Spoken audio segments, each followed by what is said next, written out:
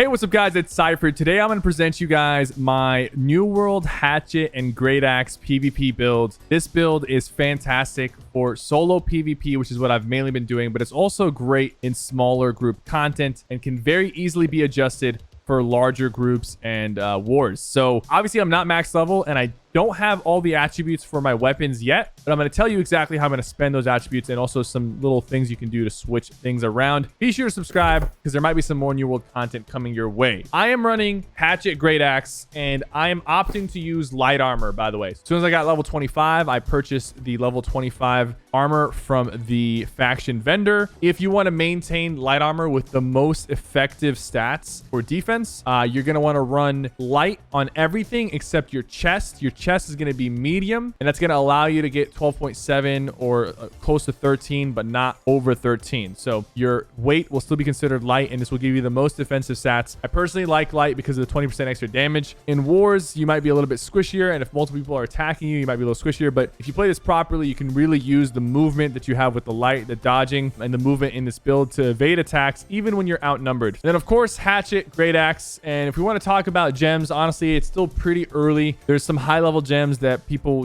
have yet to discover and obtain. I just kind of put whatever I had on. I think this is like thrust damage reduction. And then on the weapons, I got the level 35 faction weapons right now. I just hit level 35. I put plus 16% damage when you're below 30% health. On the Hatchet, for the Great Axe, we put 9% damage while your stamina is not full. And the way I play, I usually dodge and use my stamina a lot. So this is like 9% damage at all times, pretty much. Let's go into the attributes. This is where things really get interesting. The Hatchet is a little more complicated than the Great Axe, so let's start with the Great Axe. Pretty much using Reap all the way down to Fatal Attraction. For a while, I wasn't playing with Fatal Attraction because I didn't really like being forced to have to do that spin after the Reap, but after reconsidering, I felt like it was useful because you do get the heal passive from Reaper on the Fatal Attraction spin. So this heal passive, Hunger, heal yourself for 30% of the damage done by Reap. This applies to the Fatal Attraction follow-up attack. And usually when you pull them in, you can hit multiple targets on the pull and the spin. You can really heal yourself up, especially if you're outnumbered. As you can see, we still have 3 points to obtain. So there's still a lot to unlock, but we're using the charge. And I really feel like the charge a lot of times does not connect with targets. At times it feels unreliable, but we really are using this to move around, whether we're running away or chasing people down. And if it does connect and you get that max distance charge, you can do some pretty serious damage. But something you got to know about the charge is you can actually use it as a follow-up attack to a light attack or a heavy. And with a light attack, you can actually animation cancel the light and instantly hit a light with the charge. If you use the charge attack while someone is right in front of you, you're obviously not going to charge at them, but you will throw instantly the charge follow-up attack. So you can use this to combo your opponents. The Reap, of course, you're going to use to pull people into you, and it has insane range, and it's really good at grabbing players who are trying to run away. And the damage output is awesome, followed by the Fatal Attraction. It's going to be a solid ability that you're going to use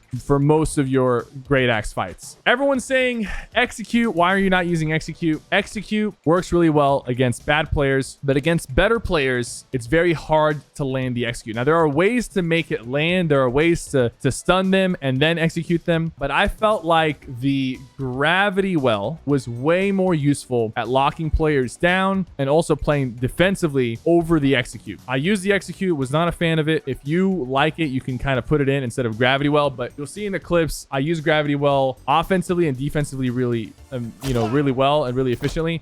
I'm being attacked right now. It's actually a good example. I'm gonna kind of show you this build in action, just with the Great Axe mainly. So we're gonna start off with the gravity well, lock them in place, and then throw out. Oh, we're actually outnumbered, so I'm gonna use the charge to move away. This is perfect time to use a charge to move away. I'm gonna use some health potions and some food. Now, I do have a teammate who's here helping me, I'm pretty sure. But we're going to go ahead and just focus on the guy that's in the back. Use this attack. I'm going to throw this to debuff his health and then kill him with the Great Axe. The Great Axe has way better tracking than the Hatchet. So whenever you're trying to like hit somebody who's running away from you, you definitely want to utilize the Great Axe. Right here, we're going to break his stun. You see how I just did a heavy attack followed by the charge attack, and I bursted him down really quickly. So I did heavy attack, into charge, and that's going to land the heavy, immediately do damage with the charge. You can get some really, really good burst damage. And because I had him in the gravity well, he wasn't able to move and avoid that combo. The gravity well allows you to land some really good combos, especially against people who are running away from you. And most players are going to be running away when you're winning the fight. You got to be able to lock them down. This one right here, Mauler's Resolve, if you get hit while holding a great axe and you're below 50% health, gain 40 stamina. This one I'm not too hot with. I might remove this one. There are other ways to gain back your stamina as you level up. And honestly, I don't really get caught with less than 50% health a lot unless I'm severely outnumbered. And that extra stamina is not necessarily going to make or break my situation. So we might take this one out, maybe put the frustration, put heavy pull, and then these last two right here. Now let's go into the hatchet. Okay, I've been messing around a lot with the hatchet. I'm not the biggest fan of the hatchet. It works sometimes really well, and sometimes it pisses me off. This hatchet does not have great range. You feel like sometimes you're swinging with T-Rex arms, or you're just lunging at Casper the Ghost. You're not attacking anybody. But when it does land, it can do some serious damage. I'm going to tell you what I've been doing with the hatchet. Okay, so you got your Berserk, which you absolutely want to max out. You get 20% movement speed, more damage. You get health back every few seconds, 30% of your max health. So stacking health helps you gain even more health. Purge removes all crowd control effects. Stun slows roots. This is really good to pop when someone freezes you or slows you down. Uninterruptible Berserk. This one's really important. While Berserk is active, your attacks are uninterruptible and you cannot be staggered. Across the board, this is fantastic skill line. Relentless Fury is one of the must-have passives. After landing a heavy attack, you gain Empower for 30% extra damage or 3 seconds or your next 4 attacks. And what I was doing in most of this video, you're actually going to see me throw out a heavy attack and then follow it up with Raging Torrent, because you can hit all 4 of these attacks within that 3-second period and get 30% extra damage on all 4 of these attacks. And this thing cuts people down. The Relentless Fury, 30% extra damage, and then of course, against all odds, increase base damage by 10% for every enemy within 5 meters. And you might ask yourself, well, how often are there going to be a lot of enemies near me? It doesn't matter, because this is actually going to give you 10% more damage for even a single enemy. So if there's one person that you're fighting in front of you, you are now doing 10% more damage because of this passive. So this one is a must-have as well. Now, as you can see, there's still 3 more points to spend. Definitely going to put back Enraged Strikes. I was using this for most of today's video. Just today, I decided to switch out of Raging Torrent, and I'm going to explain what I'm doing here. But Enraged Strikes is really good if target is below 30% health. Light and heavy attacks deal 20% more damage, and you can actually put a stone on your hatchet, which increases damage against lower health targets. So you can get some serious bursts when someone is low health. This one could be useful. Accumulated Power. Fortifying Strikes, in my opinion, could be very useful, especially if you play outnumbered. 3 light attacks, you're going to take 15% less damage for 3 seconds. Now, the good thing about the hatchet, though, is every 75 seconds, you actually can die. You can go to 0 health and enter the Defy Death, which is one of the most powerful ultimate passives ever.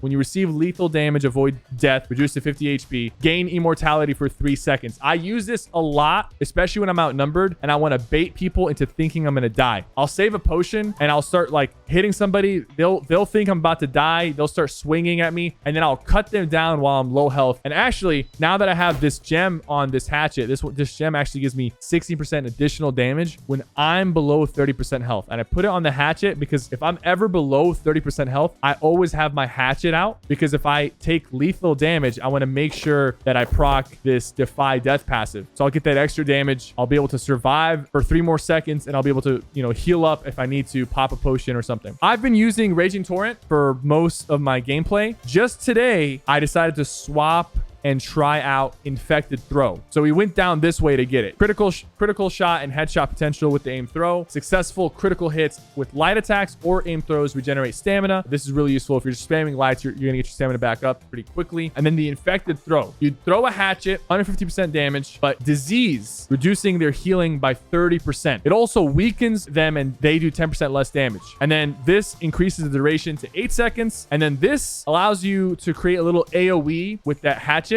And if they walk into that little poison cloud, this will reapply to them, or it will apply to them. And a lot of times, the reason why I use this is I was fighting a healing staff user who was unkillable to me. I could not kill them. I was having a hard time. I was trying to do all the combos ever. That healing staff user was 12 levels higher. Now, if I was the same level as them, maybe I wouldn't need the Infected Throw. Maybe I could still get away with using Raging Torrent. But the thing about Raging Torrent is it works really well against bad players, but good players will back away from you as soon as you start using Raging Torrent. They'll just, all they have to do is take one step backwards and all of a sudden you're missing all your swings and you're kind of stuck in this awkward animation. I will say that if you're fighting in a group or if you're fighting in a war with the Hatchet, you absolutely should use Raging Torrent. So I'm actually going to participate in a war later tonight, and I'm going to respec out of this and go back to Raging Torrent, because when you're in group fights and you're surrounded by a lot of people, you throw that heavy attack out with Berserk active and you start hitting the Raging Torrents. You can't get interrupted. You can't get staggered. You do insane damage and you can kill people really, really quickly. But if you're running around and you're doing more 1v1, 1v2, 1v3, especially against better players, the infected throw, in my opinion, is better. The disease reducing their health, especially if they're using a healing staff or they're popping potions, this is going to make it a lot harder for them to get their health back up, and you're going to feel that reduction. If they start putting the healing circle down, you don't even have to land the infected throw. If someone put a healing circle down, you can actually throw the infected throw on the ground, like aim for their feet. So if you happen to hit them, you hit them, but aim for their feet so that when you throw it, it creates this poison cloud, and now like their healing circle is going to be infected with poison cloud, and that poison cloud, if they walk into it, their healing gets reduced for 8 entire seconds. If they walk back into it, it's going to reapply, and if you hit them with the axe, of course, it applies instantly. So that's why I decided to start using this, because I do run around solo a lot. I can pretty much take down most players that I run into, no matter what level they are. The biggest issues I've had have been players who are using the healing staff really well, or if I'm fighting in a 1v2 and one of the players is a healer and they're just keeping the other player alive. This is going to help me take down either the healer or the other player more effectively. I'm still experimenting with this. I just started using it today, but I've already had some good results with it. Those are the attribute points, those for the Great Axe and Hatchet. The beauty of this game is you can customize things however you see fit. Also, playstyle is really important. Some people play differently than others, and depending on it, whether you're playing in solo or in a group or in a very large group, or if you're in a war, you might want to change some things out. But this build is super impressive. I've been able to defeat players 15 plus levels higher. I've been able to do 1v3s, 1v4s, 1v5s, and I'm able to move around a lot. I was talking about this earlier. What I really like about this build, 4 of the abilities on this build, actually 5, allow me to catch players who are trying to run away. A lot of people love running away when they're losing. This build does not allow players to run away. So let's talk about it. We have Reap, which pulls them in, right? And what I like to do is if someone's running and I'm close enough but not close enough yet, I'll dodge,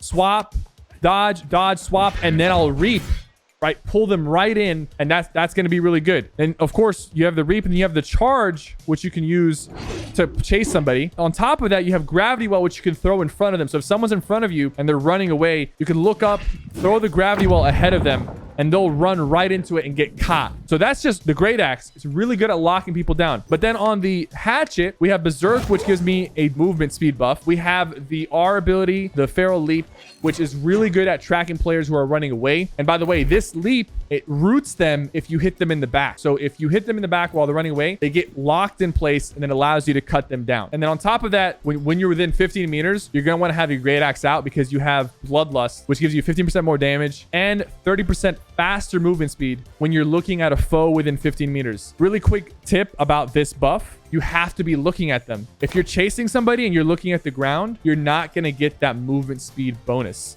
You have to make sure your crosshair is actually on the target, and you'll notice that you're going to start moving 30% faster, which is actually faster than Berserk. So don't just pop Berserk and chase them like this. You actually want to chase them with your Great Axe once you're within that 15 meters. I'm going to show you exactly what I'm talking about. I'm going to walk up to this wolf and show you how that speed buff works. I have my buffs above my health bar. This is a game setting you can turn on. You should definitely turn it on. And you'll see Bloodlust get activated when I'm within 15 meters. You see that little speed bonus? You can see the things coming out of the character, and also the little shoe. But I have to be looking at the wolf. My crosshair has to be on the wolf. Now let's go into attributes real quick. We're prioritizing getting the 150 strength bonus. We're getting the 5% melee weapon damage to light attacks. We're getting 10% melee weapon damage to heavy attacks. And we're getting 50% stamina damage from melee weapons, light and heavy. This is really good against blockers or people who like to dodge a lot. You get to do stamina damage and knock them out of stamina. Constitution, we do use potions, so we definitely want those first 50 points at the very minimum. And you can kind of customize this how you see fit. If you feel like you need more health or less health, you can kind of customize But I'm telling you, the more strength you put in, the more damage you're going to put out. And if you feel like you're surviving and you're not too squishy, you can get away with putting more strength. I do have a necklace, Monarch's Wish. You can get it from doing a quick quest in Monarch's Bluff. 11 Constitution, and the passive is health, which increases my maximum health by 5.5%. So I don't have to put as many points into Constitution, and the points that I do put get an increased reward of 5.5%, which allows me to have, 4.4k health at level 35, even though I put so much into strength. Quick tip, when you're leveling up and you're buying faction gear can actually be respec'd into whatever stats you want. The light armor gear usually has intelligence or like focus or something. So I respect them all to strength and constitution, because my hatchet and my great axe both scale with strength. The hatchet scales with strength first, then dexterity second. Don't worry about dexterity right now. You don't really need to put points into it. Dexterity does have a really good 5% extra crit rating at 50 points. You can get that later in the higher levels. Max level, there's some, food buffs that give you plus 45 to a specific stat that you can use. You just need the 5 points in dexterity, and you can get that 50 points without having to really spend any points in dexterity. You can worry about that later. You don't really need that right now. Thank you guys so much for watching. I hope you guys enjoyed. This is one of hopefully many build videos. I am planning to try out other weapon combos and other abilities and skills. I'm really enjoying this game. I hope you guys are too. Be sure to subscribe and turn on notifications for more content.